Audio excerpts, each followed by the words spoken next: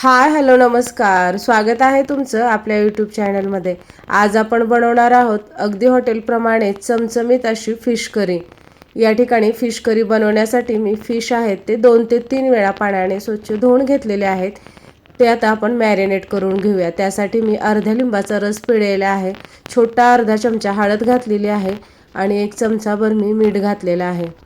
हळद, मीठ, लिंबाचा रस आपण फिशच्या पीसला व्यवस्थित चोळून घेऊया आणि अर्ध्या तासासाठी आपल्याला फिश आहेत ते मॅरिनेट करायचे आहेत। सुरुवातीला अशा प्रकारे फिश मॅरिनेट केल्यामुळे आपल्या आमटीला छान टेस्ट येते। या ठिकाणी आता आपण फिश मॅरिनेट होत आहे तोपर्यंत आपण आमटीची तयारी करून घेऊया। आमटीसाठी या ठिकाणी मी थोडीशी चिंच घेतलेली आहे, 2 चमचे डाळे घेतलेले आहेत, थोडंसं सुकं खोबरं घेतलेलं आहे आणि 1 कांदा कट करून घेतलेला आहे। सुरुवातीला आपल्याला डाळे, खोबरं, कांदा व्यवस्थित परतून घ्यायचा आहे। सुरुवातीला आपण जर सगळ्या गोष्टी अशा पद्धतीने भाजून त्याचं वाटण बनवून आमटीमध्ये वापरलं तर आमटी अतिशय टेस्टी होते।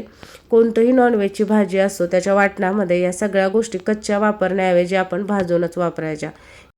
या ठिकाणी सुक्या खोबऱ्याऐवजी तुम्ही ओलं खोबरंसुद्धा आमटी बनवण्यासाठी वापरू शकता।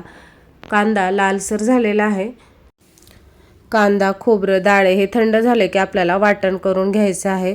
या ठिकाणी मिक्सरचं भांडं घेतलेलं आहे, त्यामध्ये खोबरं, डाळे, त्याचप्रमाणे भाजलेला कांदा घातलेला आहे, त्यामध्ये अर्धा चमचा आलं लसणाची पेस्ट घातलेली आहे आणि थोडीशी हिरवी कोथिंबीर घालून आपल्याला बारीक असं वाटून घ्यायचं आहे।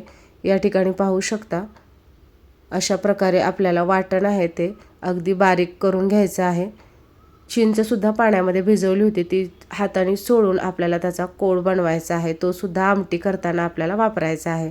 या ठिकाणी आमटीला आता फोडणी करून घेऊया। या ठिकाणी मोठा 1 चमचा तेल घातलेला आहे। तेल व्यवस्थित गरम झाले की त्यामध्ये आपण वाटण घालून घेऊया। वाटण तेलामध्ये व्यवस्थित परतून घ्यायचं आहे आणि त्यामध्ये आता घालायचे आहेत मसाले।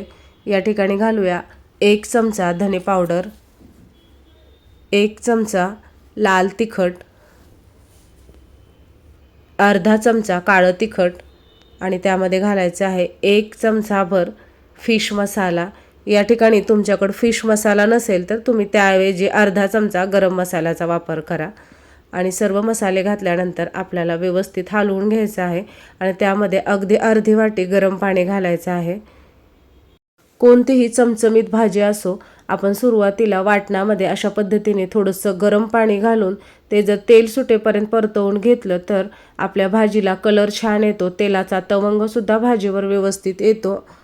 या ठिकाणी पाहू शकता आपलं वाटण आहे ते व्यवस्थित आता भाजून झालेलं आहे, परतून झालेलं आहे, त्याला तेल सुटायला लागलेलं आहे।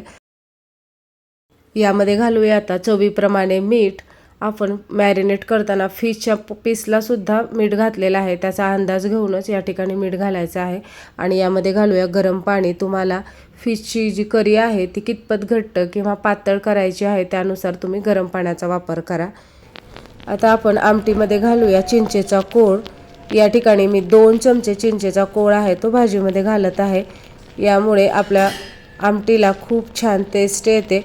आमटीला उकळी आलेली आहे, उकळी आली की त्यामध्ये आपल्याला फिशचे जे पीस आहेत ते सोडून घ्यायचे आहेत। या ठिकाणी सगळे पीस मी आमटीमध्ये सोडून घेणार आहे। या ठिकाणी गॅसची फ्लेम आहे ती मीडियम ठेवायची आहे। फिशचे सगळे पीस आमटीमध्ये सोडल्यानंतर आपल्याला मिनिटभरानंतर एकदा ते पीस खालीवर करून घ्यायचे आहेत। फिश हे अगदी 5 मिनिटामध्ये शिजतात।